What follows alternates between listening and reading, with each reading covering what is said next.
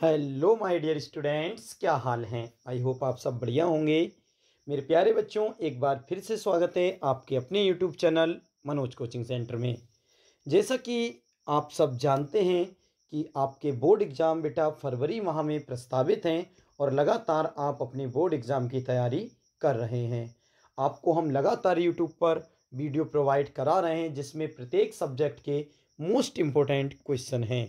आप लगातार यूं ही हमारे साथ यूट्यूब पर बने रहें, जिससे जितने भी आपके सब्जेक्ट हैं और उन सब में जितने भी इम्पोर्टेंट प्रश्न हैं उन सभी का अध्ययन हम वीडियो के माध्यम से आपको करवाएंगे।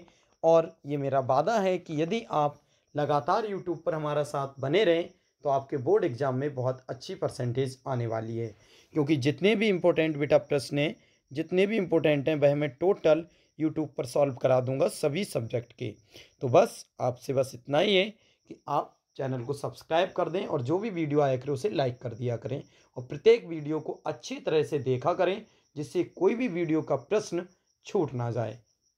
ठीक है बेटा, तो आज की वीडियो में हम देखेंगे कक्षा 12 के इंग्लिश सब्जेक्ट के सप्लीमेंट्री के बेटा शॉर्ट क्वेश्चन। और इस वीडियो में हम पूरे सप्लीमेंट्री के सभी चैप्टर के जो शॉर्ट क्वेश्चन, जो मुख्य या मेन प्रश्न है बेटा, इंपॉर्टेंट प्रश्न है शॉर्ट, वो हम सभी एक ही वीडियो में फाइनल करने जा रहे हैं। तो चलिए बिना देरी किए शुरू करते हैं आज की क्लास।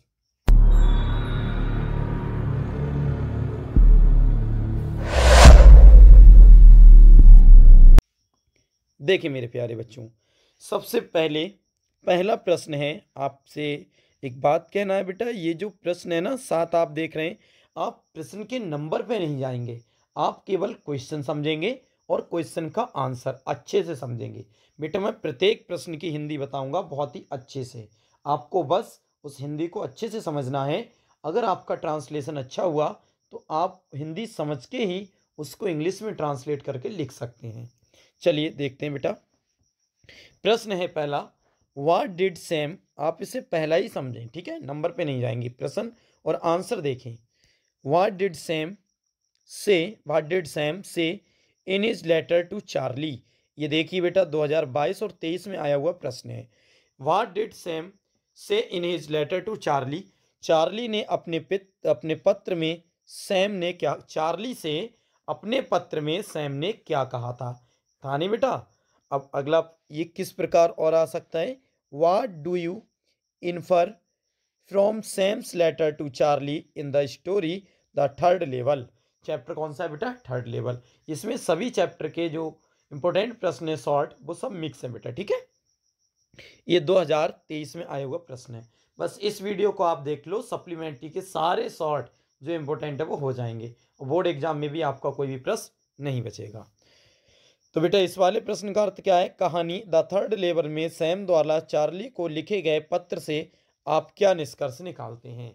तो कुल मिला के बेटा जो प्रश्न है वह है, चार्ली से अपने पत्र में सैम ने क्या कहा था। सैम ने क्या कहा था किससे, चार्ली से। किसमें, अपने पत्र में। तो what did Sam say in his letter to Charlie. चलिए आंसर देखते हैं बेटा इसका। देखें, ध्यान से समझेंगे बेटा आंसर। जब क्वेश्चन आंसर शॉर्ट है तो आंसर भी शॉर्ट ही होंगे। आंसर है बेटा, सैम सैड, सैम ने कहा। सैम सैड, सैम ने कहा the following things in his letter to Charlie. अपने पत्र में सैम ने चार्ली से निम्नलिखित बातें कहीं। फॉलोइंग थिंग्स मतलब निम्नलिखित बातें कहीं। किसने कही थी, किसने कही थी बेटा, अपने पत्र में सैम ने निम्नलिखित बातों को चार्ली से कहा था। सैम ने लिखा था और किससे कहा था, चार्ली से। देखो सैम सेड, सैम ने कहा था फॉलोइंग थिंग्स निम्नलिखित बातें इन इज लेटर, अपने लेटर में, टू चार्ली मतलब चार्ली से। क्या बातें कही थी जरा देखते हैं। फर्स्ट है बेटा, I believe you were right.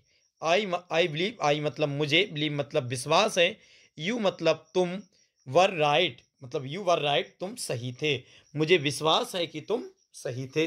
पहली बात तो बेटा ये लिखी थी। दूसरा है, I found the third level.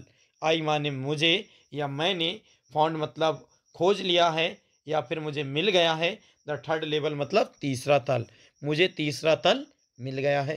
बेटा थर्ड लेवल चैप्टर का ही नाम है, तीसरे तल पे जाता है ना। हाँ, मुझे थर्ड लेवल मिल गया है, तीसरा तल मिल गया है।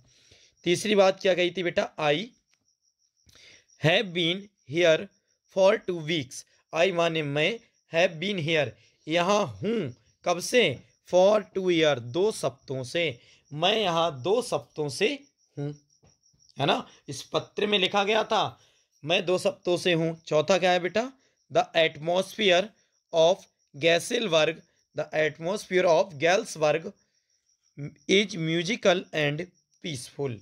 तो गेल्सबर्ग का जो वातावरण है वो संगीतमय और शांत है। बेटा एटमॉस्फेयर किसे कहते हैं, वातावरण को, ऑफ मतलब का, गेल्सबर्ग, गेल्सबर्ग वो शहर था, गेल्सबर्ग म्यूजिकल मतलब क्या होता है, संगीतमय, और पीसफुल मतलब शांत। तो गेल्सबर्ग का जो वातावरण है वो संगीतमय और शांत है। पांचवी बात क्या लिखी थी, keep looking till you find the third level and come here with Louisa. Keep looking, keep looking का मतलब क्या है, कीप लुकिंग जब तुम्हें मिल जाए, टिल यू फाइंड या तुम ढूंढ लो, कब, थर्ड लेवल तीसरा तल, एंड माने और, कम माने आना, हियर मतलब यहाँ, विद लुइसा, लुइसा के साथ। यानी कि इसका मतलब है जब तक तुम्हें तीसरा तल ना मिल जाए तब तक तुम उसे खोजते रहो, फाइंड करते रहो, खोजते रहो, और जब मिल जाए तो लुइसा को लेकर यहाँ आओ, लुइसा को लेकर यहाँ पर आ जाना। तो बेटा ये 5 बातें लिखी थी, सैम ने कहा था किससे, चार्ली से कहा था, चार्ली से कहा था अपने पत्र में। फर्स्ट क्या थी बेटा, आई बिलीव यू राइट, तुम बिल्कुल ठीक थे। आई फाउंड द थर्ड लेवल, या मुझे विश्वास है कि तुम सही थे। और दूसरा है I found the third level, मुझे तीसरा तल मिल गया है। और तीसरा है बेटा I have been here for 2 weeks, मैं यहाँ 2 सप्तों से हूँ। और चौथा है बेटा, मैं यहाँ 2 सप्तों से हूँ। चौथा है बेटा the atmosphere of Galsburg is musical and peaceful, Galsburg का जो वातावरण है वह संगीतमय और शांत है। पांचवा है बेटा keep looking till you find the third level and come here with Louisa, जब तक तुम्हें तीसरा तल ना मिल जाए उसे खोजते रहो और लुइसा को यहाँ साथ लेकर आओ। ये लिखा था बेटा, सैम ने कहा था चार्ली से अपने पत्र में। चलिए, आया बेटा समझ में अच्छे से, हिंदी आई समझ में, बहुत अच्छे। अब देखते हैं बेटा प्रश्न संख्या दूसरा, ध्यान से देखें, समझना अच्छे से तभी आएगा बेटा समझ में, है ना, तभी अच्छे से समझ में भी आएगा, ध्यान से समझेंगे। देखो बेटा दूसरा प्रश्न बहुत अच्छे से समझ लें इसे भी। प्रश्न है what was the third level, what was the third level, क्या अर्थ है बेटा, तृतीय तल क्या था या तीसरा तल क्या था।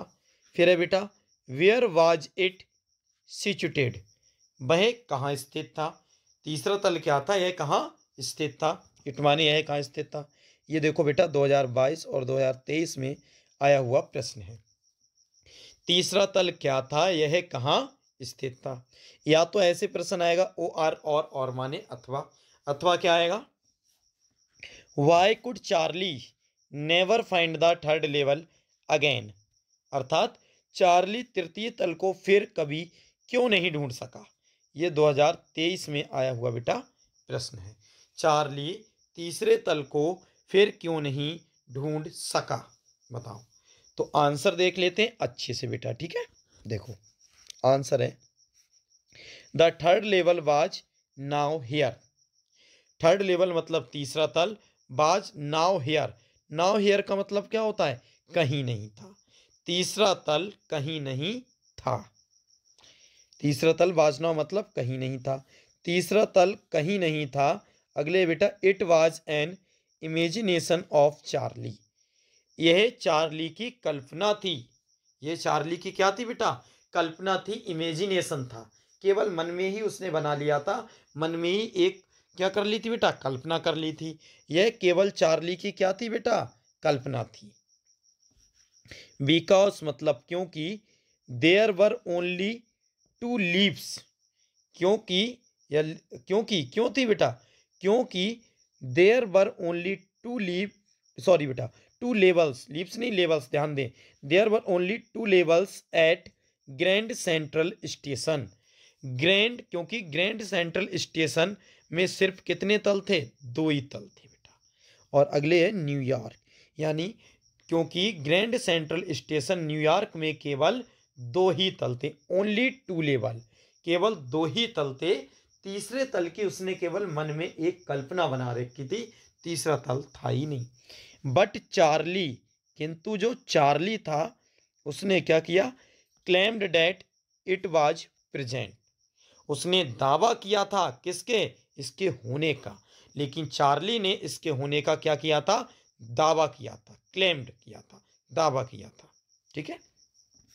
The third level was a medium of escape for Charlie from the harsh realities of life।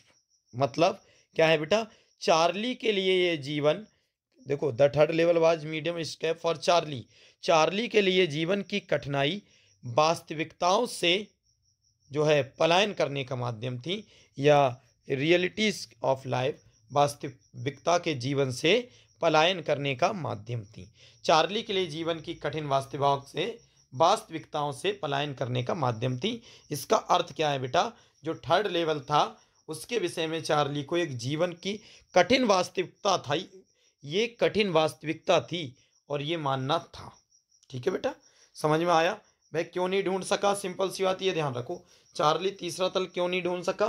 क्योंकि तीसरा तल नहीं था, उसने केवल अपनी इमेज बना ली थी। और ग्रैंड सेंट्रल स्टेशन जो न्यूयॉर्क था वहां केवल 2 ही तल थे। समझ में आएगा बेटा? ठीक, अगले देखते हैं। अच्छे से आ गया? सही है। अगले देखते हैं बेटा, तीसरा प्रश्न। ध्यान से देखेंगे बेटा, ये अच्छा प्रश्न है, देखें, अच्छे से समझेंगे बेटा, एक ही बार में समझ में आएगा। देखो ध्यान से, अगला प्रश्न है, who is the tiger king?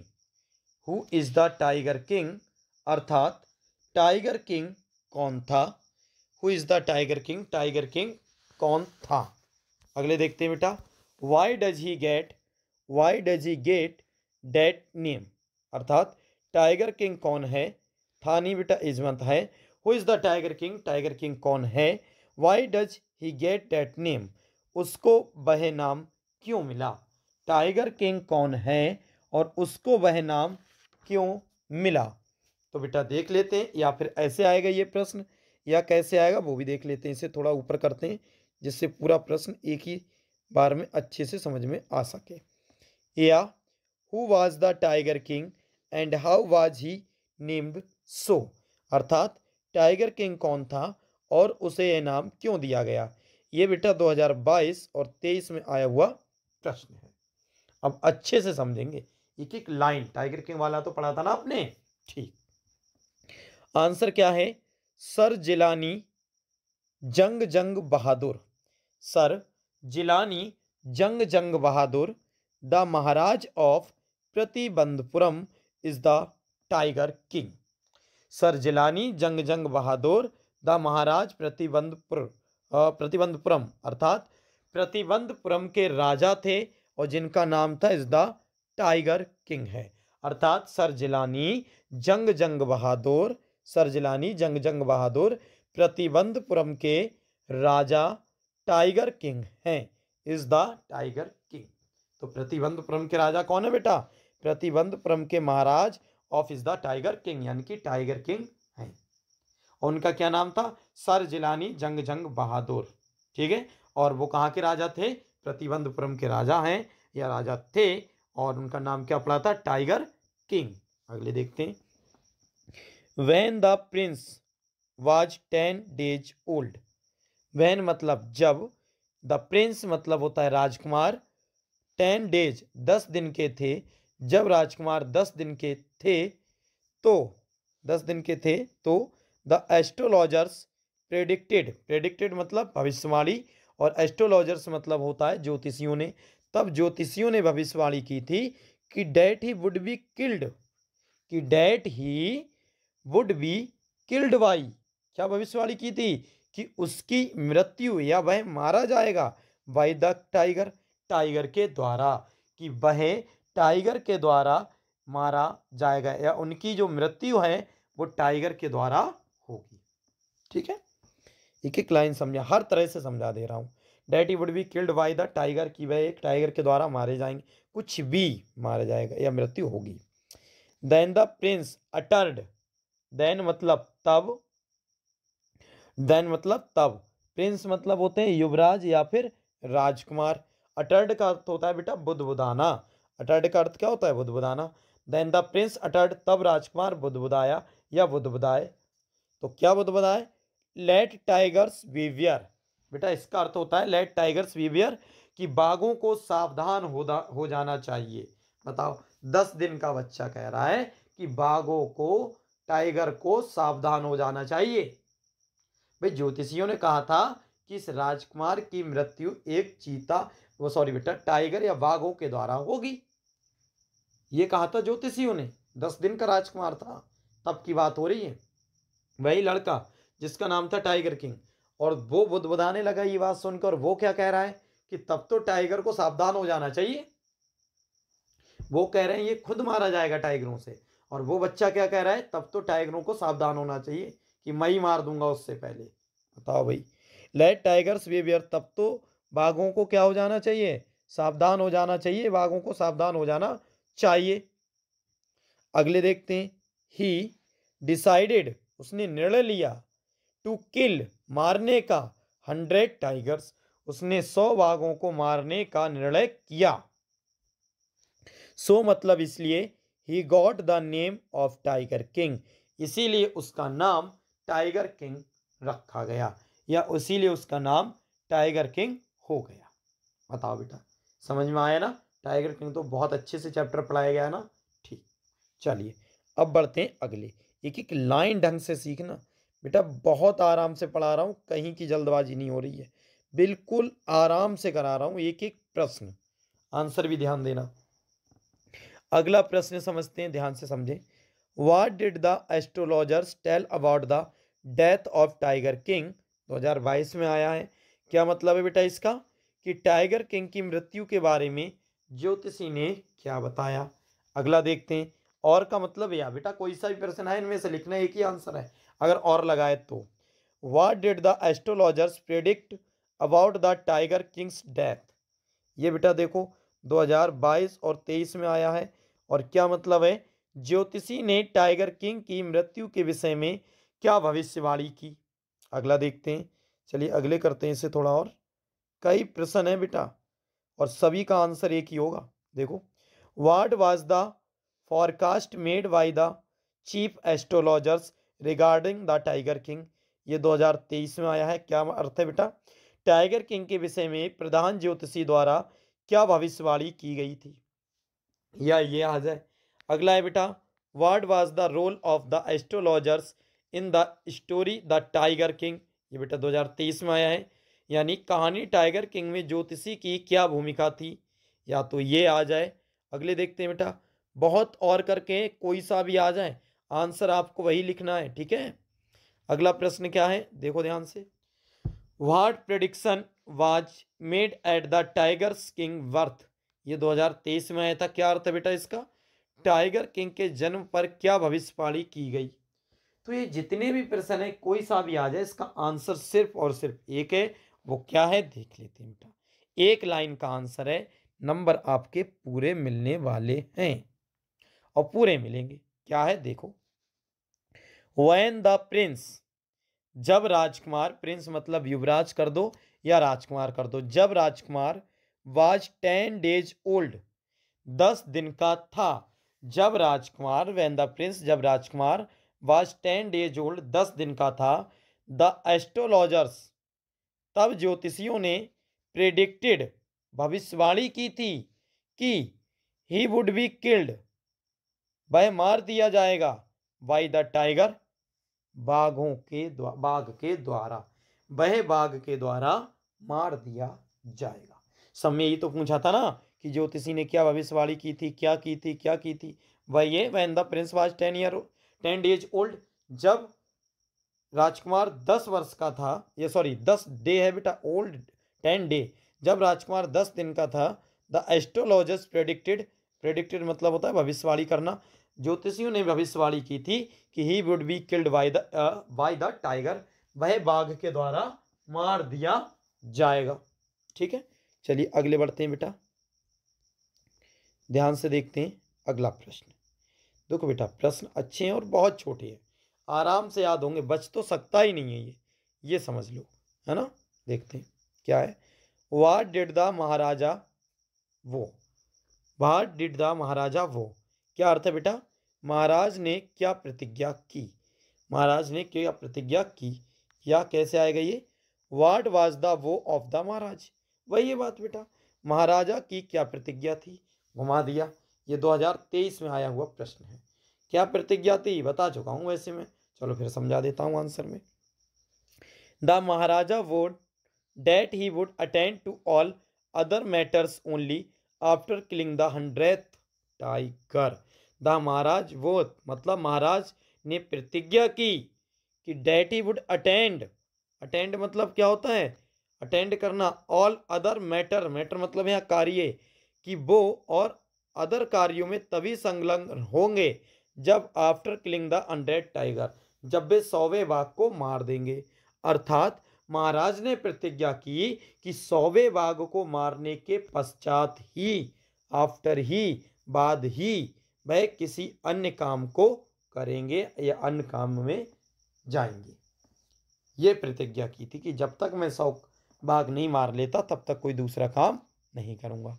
The Maharaja vowed that he would attend to all other matters only, मतलब दूसरे तभी काम मैं करूंगा, उससे पहले आफ्टर किलिंग द 100 टाइगर, पहले मैं 100 बाघों को मारूंगा। ठीक है बेटा, चलिए अगले बढ़ते हैं। देखिए मेरे प्यारे बच्चों, अगला है, ध्यान से समझेंगे, अगला प्रश्न समझे, छठा प्रश्न है बेटा और अच्छा प्रश्न है, बस ध्यान से समझना बेटा। ठीक है, what did the Maharaja do to find the required number of tigers to kill, अर्थात बाघों को मारने के लिए उनकी अभीष्ट संख्या प्राप्त करने के लिए महाराजा ने क्या किया। बेटा इनके राज्य में बाघ रह नहीं थे इतने, तो इन्होंने कुछ किया, पर क्या किया वो देखते हैं। अगला है बेटा प्रश्न, why did the tiger King decided to marry, Tiger King ने शादी करने का निश्चय क्यों किया।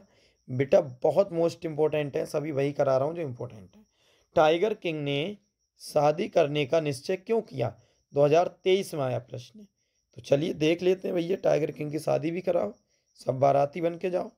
ठीक है, आंसर देखते हैं, ध्यान से समझेंगे। ठीक है बेटा, द महाराजा किल्ड 70 टाइगर, जब महाराज ने कितने को मार दिया था, 70 बाघों को मार डाला था।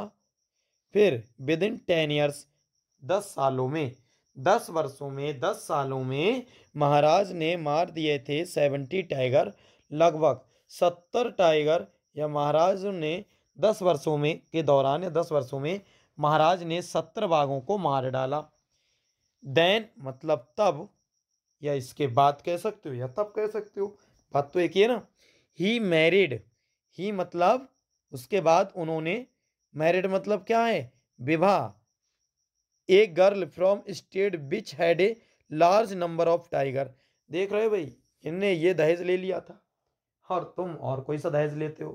ठीक है, कह रहे देन मतलब तब ही मैरिड, उन्होंने विवाह किया, एक गर्ल, एक लड़की से, उन्होंने एक लड़की से विवाह किया, किससे, विच द स्टेट विच, जिसके राज्य में हैड ए लार्ज नंबर, बड़ी संख्या में, ऑफ टाइगर्स बाघ थे। अब इनके राज्य में भाई इनने सबको मार दिया 10 सालों में, लगभग 10 सालों में जब इनने सबको मार दिया तो लगभग 70 बाघ थे, इन्होंने मार दिया, 70 टाइगर थे इन्होंने मार दिया। अब इन्होंने सोचा कि 100 टाइगर मारना है, ये प्रतिज्ञा ली थी उन्होंने, तो अब इन्होंने 100 टाइगर मारना है, इन्होंने ये प्रतिज्ञा ली थी, तो इन्होंने सोचा हमारे राज्य में तो भाई 70 निकले, अब क्या करें, तो इन्होंने सोचा क्यों नहीं मैं शादी कर लूं, मैरिज कर लूं, जिससे उसके राज्य, जिस लड़की से करूंगा उसके राज्य में भी होंगे तो वहां पर भी मारूंगा। तो उन्होंने एक ऐसी लड़की से शादी करी थी जिसके had a large number of tigers, जिसके राज्य में खूब टाइगर थे, काफी संख्या में टाइगर थे।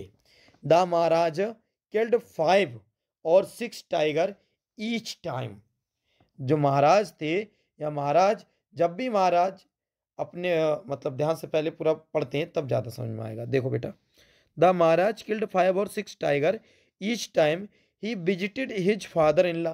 ही विजिटेड, ही माने वह, विजिटेड मतलब मिलते थे, in his father in law अपने ससुर से। जब भी वह अपने ससुर से मिलते थे, कौन, महाराज, तो मार देते थे 5 or 6, 5-6 टाइगर। मतलब जितनी बार या जब भी वह अपने ससुर से मिलने जाते तो हर बार 5-6 टाइगर को मार देते थे। कौन, टाइगर किंग। ठीक है। 10 मतलब इस प्रकार, 10 मतलब इस प्रकार, he was able to kill 99 tiger. और इस प्रकार वह 99 बाघों को मारने में क्या हुए, सफल हुए। या इस प्रकार उन्होंने 99 बाघों को मार दिया था, या 99 बाघों को मारने में सफल हुए थे। ठीक है ना बेटा। चलिए अगले देखते हैं, ध्यान से समझते रहना बेटा। ठीक है, ध्यान से समझना तभी अच्छे समझ में आएगा। चलिए देखते हैं अगला प्रश्न। ध्यान से समझेंगे बेटा, ये प्रश्न भी अत्यंत महत्वपूर्ण है। बस अगर आपने ये कहानी नहीं पढ़ी है तो थोड़ी सी कठिन लगेगी, लेकिन अच्छे से समझ में आएगी बेटा। ठीक है, देखो अगला प्रश्न है, हु वाज, हु वाज क्या है बेटा, Geoff Green. Who was Geoff Green, यानी जियोफ ग्रीन कौन था। What did he offer to the student, उसने विद्यार्थियों को क्या दिया। ध्यान से देखो, इसमें हिंदी में भी लिखा है, जियोफ ग्रीन कौन था, उसने विद्यार्थियों को क्या दिया। What did he offer to the students, उसने विद्यार्थियों को क्या दिया। ये 2022 में आया प्रश्न बेटा। ठीक है, तो ढंग से समझेंगे अच्छे से। आंसर देखो, बहुत अच्छे से समझेंगे, एक एक समझ में आएगा अच्छी तरह से। देखो बेटा, Geoff green was a Canadian. Geoff green एक कनाडियाई था। कनाडियाई मतलब कनाडा का रहने वाला। जियोफ ग्रीन एक कनाडियाई था। He took high school student on the journey of Antarctica under the program, program क्या था, student on ice from Madras. वह मद्रास के, यहाँ समझो, वह मद्रास के हाई स्कूल से विद्यार्थियों को, ही टुक वह ले गया, हाई स्कूल, ध्यान से देखें, मद्रास मतलब मद्रास, फ्रॉम मद्रास मतलब मद्रास से, वह मद्रास से, टुक मतलब ले गया, ये माने वह फ्रॉम मद्रास, फ्रॉम मद्रास मतलब मद्रास से, वह मद्रास से टुक मतलब ले गया high school student, high school के स्टूडेंट को या हाई स्कूल के विद्यार्थियों को, किसके लिए, एक प्रोग्राम था, student on ice, student on ice, program का मतलब क्या होता है, कार्यक्रम, कार्यक्रम के अंतर्गत कहाँ ले गया, जर्नी टू अंटार्कटिका, अंटार्कटिका ले गया था। यानी कि जियोफ ग्रीन कौन था, तो Geoff green was a Canadian, वह एक कैनेडियन का निवासी था, कनाडा का निवासी था, कैनेडियन था। ही टुक हाई स्कूल, वह हाई स्कूल के स्टूडेंट्स मतलब स्टूडेंट्स को ले गया था अंटार्कटिका, कहाँ ले गया था, अंटार्कटिका, अंडर द प्रोग्राम, एक प्रोग्राम के जरिए या फिर एक कार्यक्रम के अंतर्गत अंटार्कटिका ले गया था। कहाँ से, फ्रॉम मद्रास मतलब मद्रास से, और वो कार्यक्रम का नाम क्या था, student of ice.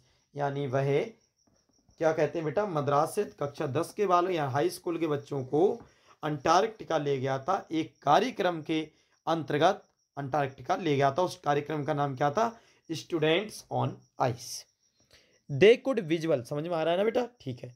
They could visually see all glacier retreating and ice shelves collapsing there। ध्यान समझना बेटा, मीनिंग अच्छी है और थोड़ी सी टफ है, जिससे अच्छे से समझ में आए। दे कुड विजुअल सी, वहां छात्रों ने विजुअल सी अपनी आंखों से देखा था, क्या देखा था, ध्यान से समझेंगे। विजुअल सी ऑल ग्लेशियर, ग्लेशियर देखे थे, हिमखंड देखे थे, रिट्रीटिंग खिसकते हुए, सॉरी बेटा, ग्लेशियर देखे थे, और रिट्रीटिंग मतलब टूटते हुए, and ice selves, ice selves का मतलब क्या होता है, हिमखंड, बर्फ के हिमखंड, बर्फ मतलब बेटा बर्फ ही होता है, आइस माने बर्फ, यानी बर्फ के टूटते हुए पहाड़ देखे थे। कोलैप्सिंग दे आर मतलब टूटते हुए या खिसकते हुए, उन्होंने ग्लेशियर देखे थे, बर्फ के पहाड़ देखे थे, टूटते हुए और खिसकते हुए।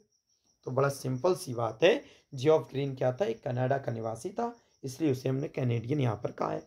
और वह मद्रास से हाई स्कूल के विद्यार्थियों को अंटार्कटिका एक प्रोग्राम के जरिए ले गया था, जिसका नाम था स्टूडेंट ऑफ आइस। और वहाँ स्टूडेंट ने ग्लेशियर को, यानी कि हिमखंडों को, ग्लेशियर, हिमखंडों को, हिमानियों को, सबको अच्छे से अपनी आंखों से देखा था, कैसे वो टूटते हैं, कैसे बर्फ नीचे गिरता है। ठीक है ना बेटा? चलिए अगले बढ़ते हैं। ध्यान से देखें बेटा, अगला प्रश्न देखिए। प्रश्न है, how did the author feel when he reach when she reached Antarctica? Antarctica पहुंचने पर लेखिका ने कैसा महसूस किया? ये बेटा 2023 में आया हुआ प्रश्न है। अंटार्कटिका पहुंचने पर लेखिका ने कैसा महसूस किया या कैसा उसे लगा? अगला है बेटा, what wonder did the author realise when she reached Antarctica? यानी जब लेखिका अंटार्कटिका पहुंची तो उसने क्या महसूस किया या क्या आश्चर्य महसूस किया? ये बेटा 2022 में आया हुआ है, तो अच्छे से देखेंगे, मजा आएगा इसमें भी। आंसर है, ऑन रीचिंग अंटार्कटिका, अंटार्कटिका पहुंचने पर, द राइटर मतलब लेखिका, भाई जब यहाँ लेखिका कह रहे हैं लेखिका ही होगा, है ना? लेखिका ने felt relief to see its expansion white landscape. White landscape यानी कि सफेद भू दृश्य, लेखिका ने एक विस्तृत, एक्सपेंसिव का मतलब होता है विस्तृत, बहुत बड़ा, वाइट लैंडस्केप, वाइट मतलब सफेद दृश्य देखा, एंड कॉन्टिन्यूस ब्लू हॉरिजन, और नीला क्षैतिज देखा। नीला क्षैतिज का मतलब होता है, हॉरिजन मतलब क्षैतिज, नीला आसमान समझ सकते हो कि उन्होंने क्या देखा? बहुत बड़े दृश्य में सफेद भूदृश्य, यानी सफेद ही सफेद, जहां तक नजर जा रही थी बेटा सफेद दिख रहा था क्योंकि बर्फ था, और नीला आसमान देखा था, हॉरिजन देखा था। और फिर क्या किया? रिलीफ टू सी, चैन की सांस ली। अंटार्कटिका पहुंचने पर लेखिका ने जब बहुत सफेद दृश्य भाग देखा और सतत नीला, लगातार नीला आसमान देखा, तो चैन की सांस ली। अगले देखते हैं बेटा, ध्यान से समझे। ये देखिए अभी और है बेटा, ये तभी तो मैं कहूँ कंप्लीट नहीं है। सी आल्सो फेल्ट ग्रेट, सी मतलब उसे, इसकी, सी फेल्ट, सी माने उसे, ग्रेट मतलब महान, वंडर का मतलब क्या होता है? विशालता या अचंभे वाली चीज, आश्चर्य होना, जो भी है। सी आल्सो फेल्ट ग्रेट वंडर, उसके also great wonder at its immensity, its isolation, and mainly at how could ever have been a time when India and Antarctica were a part of the same landsman। क्या मतलब है बेटा? उसे इसकी विशालता और मुख्यता इस बात पर कि ऐसा समय कैसे रहा होगा जब भारत और अंटार्कटिका क्या हो? एक ही भूखंड पर, सेम लैंड मास, एक ही भूखंड के भाग थे, पर बहुत बड़ा आश्चर्य हुआ। क्या है बेटा? कि जब टीचर ने उसे देखा, सी आल्सो फेल्ट ग्रेट वंडर, उसे बहुत अचंबा हुआ। इमेंसिटी, इमेंसिटी का अर्थ क्या होता है? बहुत, मुख्य रूप से मतलब लगता, या फिर हम कह सकते हैं विशालता, काफी होता है, इमेंसिटी हुआ। It's isolation and mainly, isolation मतलब क्या होता है? विलगता, यानी विलगता, एंड मेनली का मतलब क्या होता है बेटा? मुख्यता। At how could ever have been time, कि वो समय कैसा रहा होगा। वैन माने जब, इंडिया माने भारत, एंड अंटार्कटिका और अंटार्कटिका, बड़े पार्ट एक भाग थे, of the same land mass, एक ही भूखंड के। मतलब टीचर को देखकर कितना बड़ा आश्चर्य हुआ, पर बहुत बड़ा आश्चर्य हुआ देखकर कि एक बार बाहर एक मतलब कोई समय ऐसा था जब भारत और अंटार्कटिका एक ही भूखंड, एक ही जमीन के टुकड़े थे, है ना? चलिए बेटा अगले देखते हैं। यही पूछा था प्रश्न में कि लेखिका को कैसा महसूस हुआ। अगले देखते हैं। देखो बेटा समझ में तो आ रहा है ना? ठीक, अगला प्रश्न देखते हैं। अच्छे से समझोगे तो अच्छे से आएगा, नहीं समझोगे नहीं आएगा, ये ध्यान रखना। क्या है?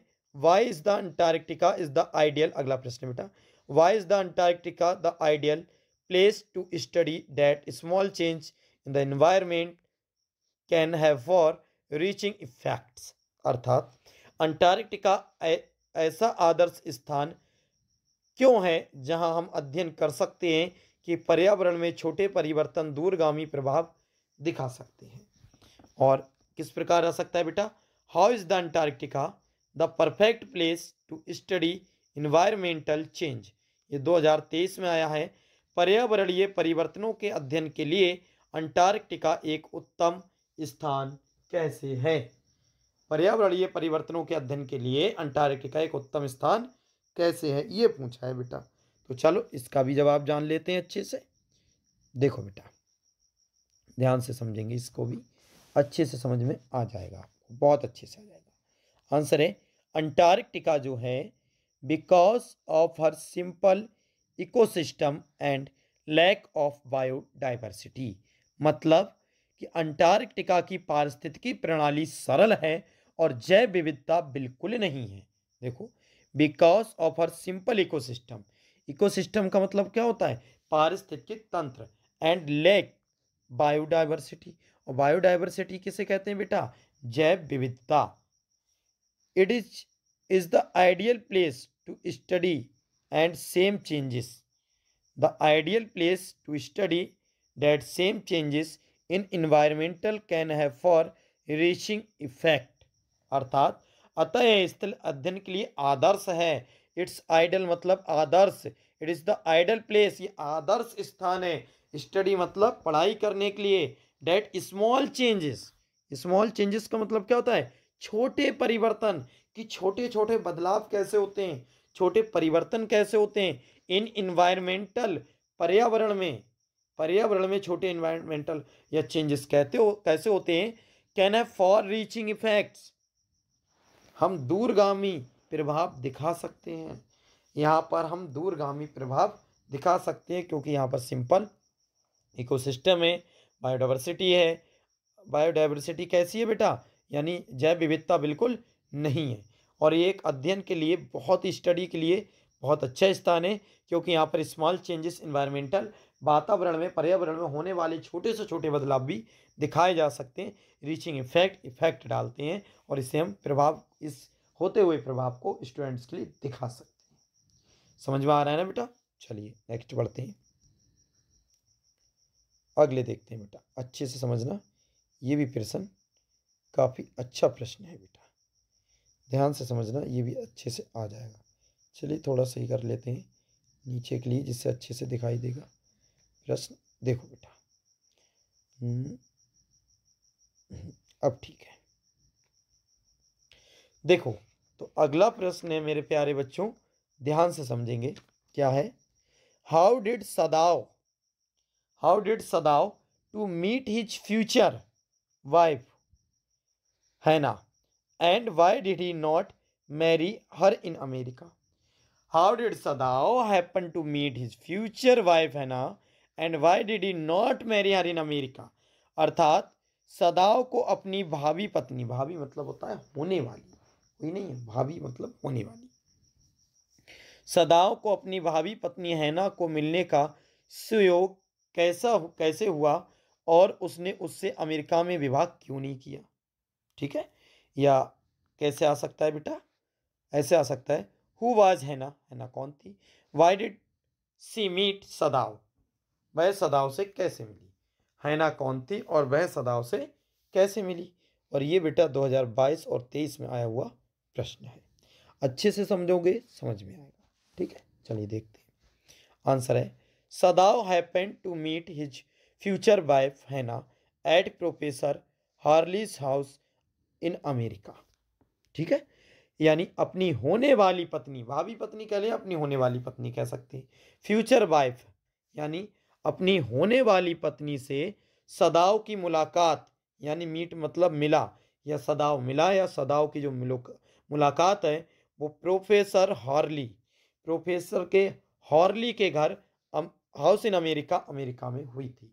यानी कि अपने भविष्य में जो उसकी वाइफ होने वाली है या होने वाली वाइफ हैना से मुलाकात यानी मीट मतलब मीटिंग या मुलाकात, सदाव हैपन मतलब हुई थी, कहाँ? Professor Harley's house in America, professor Harley के घर में अमेरिका में। अपनी होने वाली पत्नी हैना से सदाव की मुलाकात प्रोफेसर हॉर्ली के घर पर अमेरिका में हुई थी। ठीक है, अगले देखते हैं। सदाव डिड नॉट मैरी, सदाव ने सदाव डिड नॉट मैरी हैना, हैना से विवाह नहीं किया। सदाव ने जो है हैना से विवाह नहीं किया। इन अमेरिका मतलब अमेरिका में। सदाव ने अमेरिका में हैना से विवाह नहीं किया। बिकॉज मतलब क्योंकि, ही मतलब उसे, नीडेड मतलब आवश्यकता थी, द कंसेंट सहमति, ऑफ हिज फादर अपने पिता की सहमति चाहिए थी उसे, फॉर मैरिज मतलब बारात के लिए या विवाह के लिए, क्योंकि विवाह के लिए उसे अपने पिता की सहमति चाहिए थी, इसलिए उसने शादी नहीं की। बात आ गई समझ में? सदाव से हैना कहाँ मिली थी? अमेरिका में मिली थी, प्रोफेसर हार्ली के घर पर मिली थी। सदाव ने अमेरिका में शादी नहीं की हैना से, क्योंकि सदाव को अपने पिता की अनुमति चाहिए थी। ठीक है, चलिए अगले बढ़ते हैं। अच्छा प्रश्न है ना, शादी उदी सभी हो रही है। ठीक बेटा, अगले देखते हैं, ध्यान से देखेंगे बेटा, अच्छे से समझेंगे। ये भी प्रश्न अच्छा प्रश्न है बेटा। ठीक है, देखो प्रश्न है, how did doctor सदाव operate the white man. ये 2023 में आया है बेटा। How did doctor सदाव operate the white man, अर्थात डॉक्टर सदाव ने सफ़ेद आदमी, वाइट मैन मतलब सफ़ेद आदमी यानी अमेरिकी, का ऑपरेशन कैसे किया।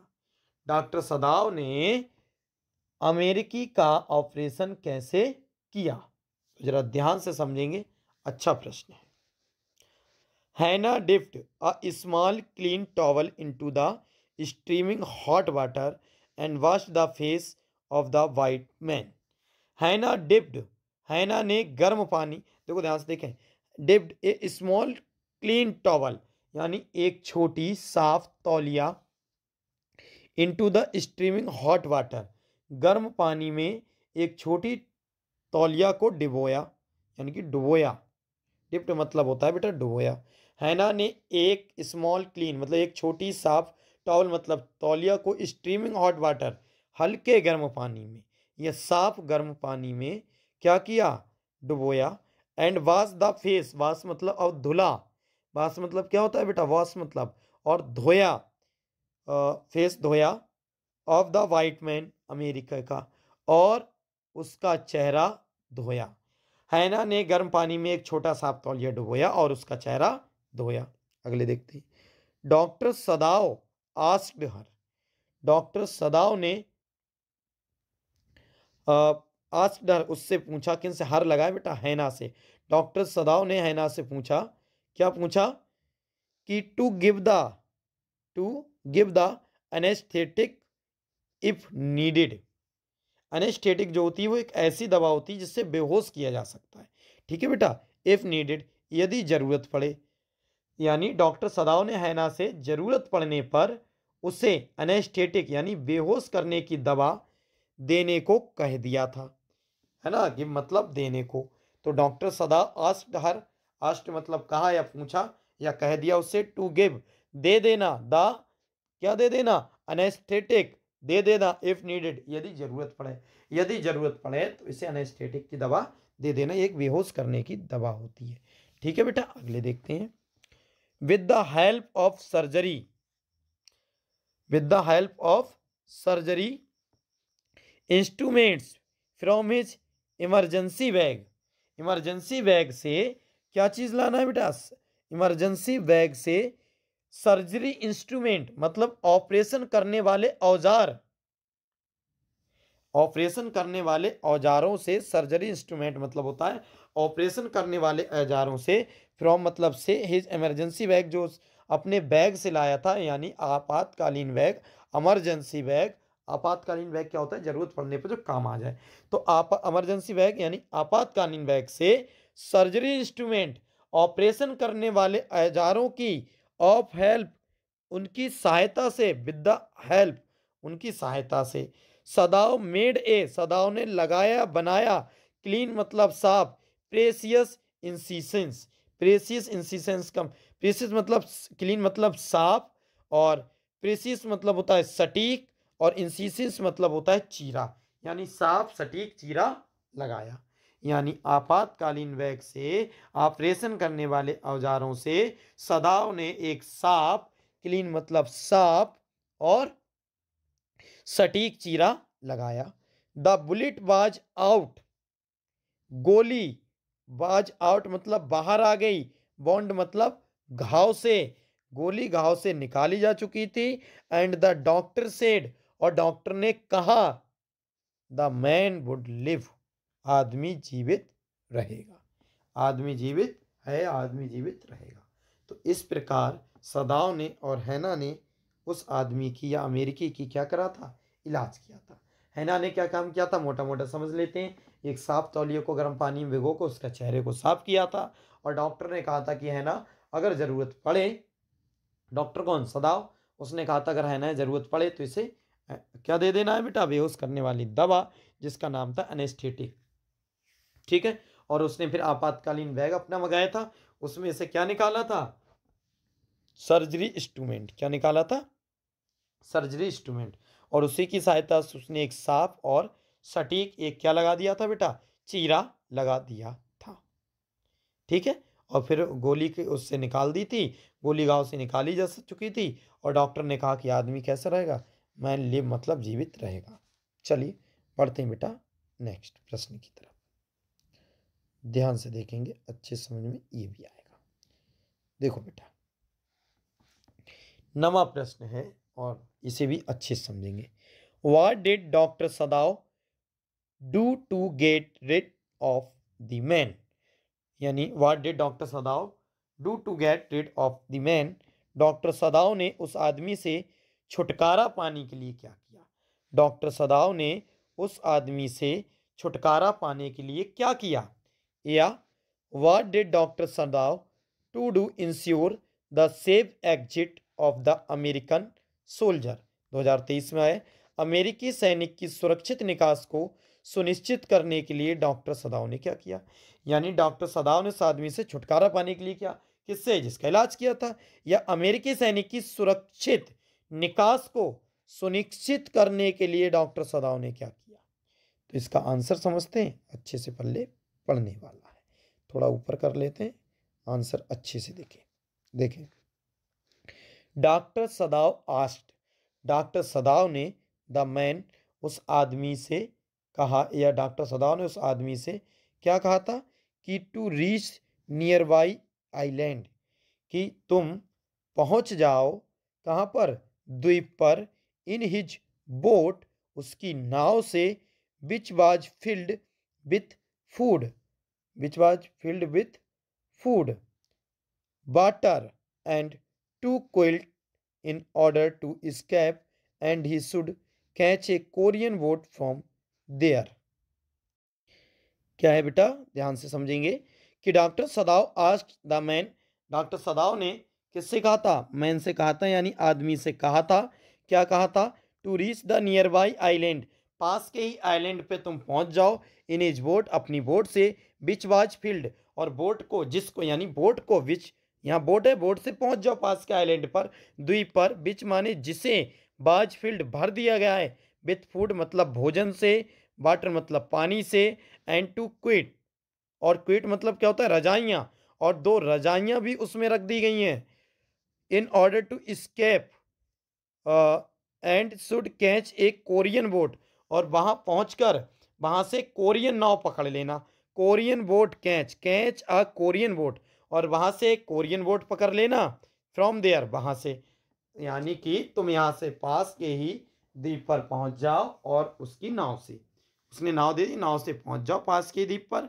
और उस नाव में क्या किया है, भोजन भर दिया है, पानी भर दिया है, 2 रजाइयाँ रख दी हैं, और स्कैप, टू स्कैप मतलब 2 रजाइयाँ रख भी दी हैं, और फिर क्या कर दिया है, to escape should, he should catch a Korean boat from there, और वहां से तुम एक कोरियन नाव पकड़ लेना। फिर द मैन फॉलोड, फॉलोड मतलब उस आदमी ने द एडवाइज मतलब सलाह मांगी थी, मतलब जो सदा ने सलाह दी थी, उस आदमी ने उसकी सलाह को, एडवाइस को मान लिया था, फॉलो कर लिया था। इस प्रकार एंड मतलब और doctor Sadao got rid of the man, और इस प्रकार डॉक्टर सदाव जो थे उस सदाव को उस आदमी से छुटकारा मिल गया। सदाव वही थे, उन्होंने इलाज किया, उन्होंने सोचा रही ये तो अमेरिकन सैनिक है, दिक्कत हो जाएगी, लड़ाई उड़ाई हो जाएगी, किडनैप का इल्ज़ाम आ जाएगा। उन्होंने क्या कहा कि भाई तो यार पास के आइलैंड पर पहुंच जा, द्वीप पर पहुंच जा, ले मेरी नाव ले जा, और इस नाव में मैंने खाना भी भर दिया है, भोजन भी भर दिया है, 2 रजाई भी रख दी है, जा आइलैंड पर, वहां से कोरियन नाव पकड़ के अपने निकल जाना। और वो आदमी सदाव की बात मान लेता है, चला जाता है। इस प्रकार सदाव को उस आदमी से छुटकारा मिल जाता है। आया बेटा बस समझ में? बहुत अच्छे। चलिए नेक्स्ट बढ़ते हैं बेटा, ध्यान से देखेंगे। अब समझेंगे हम क्वेश्चन नंबर 4, अच्छे से समझेंगे बेटा, बहुत बढ़िया करके। देखो प्रश्न है बेटा, what qualities of the old man does Darry seems to have an admiration for despite himself, अर्थात स्वयं के बावजूद डैरी वृद्ध आदमी के किन गुणों की प्रशंसा करता हुआ प्रतीत होता है। स्वयं के बावजूद डैरी वृद्ध आदमी के किन गुणों की प्रशंसा करता हुआ प्रतीत होता है। या तो बेटा इस प्रकार आएगा, या what is it that drones dairy towards mister lamb in spirit of himself. 2023 में आया बेटा ये। ऐसा क्या है जो डैरी को स्वयं के बावजूद मिस्टर लैम्ब की ओर खींचता है। यह अगला प्रश्न है बेटा, और करके है, how was dairy impressed by lamb. ये 2023 में आया है। How was dairy impressed by lamb, dairy किस प्रकार लैम्ब से प्रभावित हुआ। डैरी किस प्रकार लैम्ब से प्रभावित हुआ। तो इसका भी आंसर अच्छे से देख लेते हैं बेटा, अच्छे समझ में आ जाएगा। ठीक है, चलिए छोटा सा आंसर है बिल्कुल, है ना, छोटा सा आंसर है, बस समझने की जरूरत है। देखो क्या है आंसर में, डिस्पिट हिमसेल्फ, स्वयं के बावजूद। डिस्पाइट हिमसेल्फ का मतलब होता है बेटा स्वयं के बावजूद। Dairy admires, dairy admires the following qualities of the old man. Admires यानी डैरी वृद्ध आदमी में निम्नलिखित, एडमायर्स मतलब होता है प्रशंसा करना, डैरी मतलब डैरी प्रशंसा करता है, द फॉलोइंग मतलब निम्नलिखित, क्वालिटीज मतलब गुणों की, ऑफ द ओल्ड मैन मतलब होता है बूढ़े आदमी की। स्वयं के बावजूद डैरी वृद्ध आदमी के निम्नलिखित गुणों की क्या करता है, एडमायर करता है, प्रशंसा करता है। डेस्पिट हिमसेल्फ, स्वयं के बावजूद डैरी प्रशंसा करता है बूढ़े आदमी के निम्नलिखित गुणों की। अब कौन से गुण हैं जरा देख लेते हैं। His power of tolerance, tolerance का मतलब होता है सहन शक्ति, उसकी सहन शक्ति की। हिज प्रैक्टिकल विजडम, उसका व्यवहारिक ज्ञान, प्रैक्टिकल का मतलब होता है बेटा व्यवहारिक। हिज प्रैक्टिकल विजडम, उसका व्यवहारिक ज्ञान। And his understanding of things around him, और उसके चारों ओर की चीजों की समझ या जानकारी की।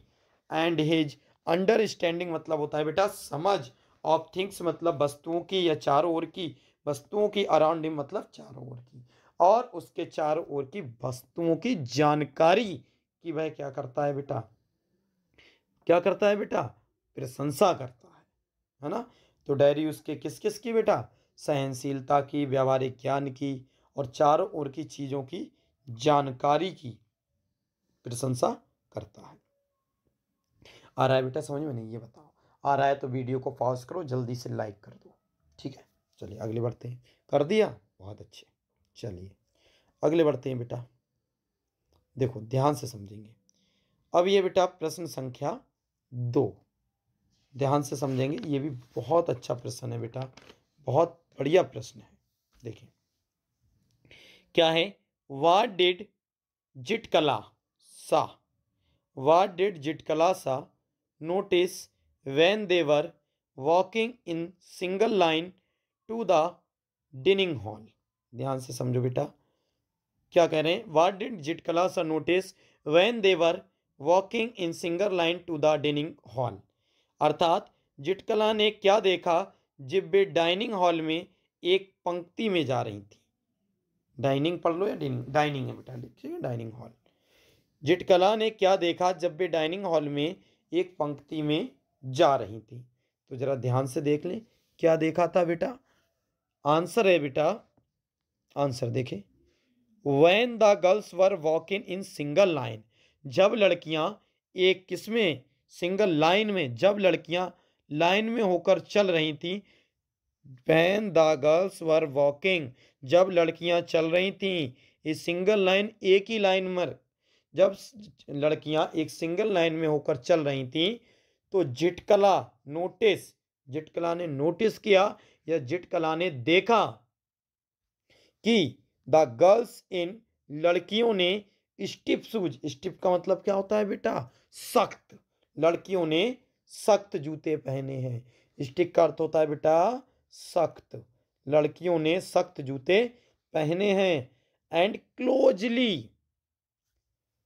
Clinging dresses, and closely clinging dresses,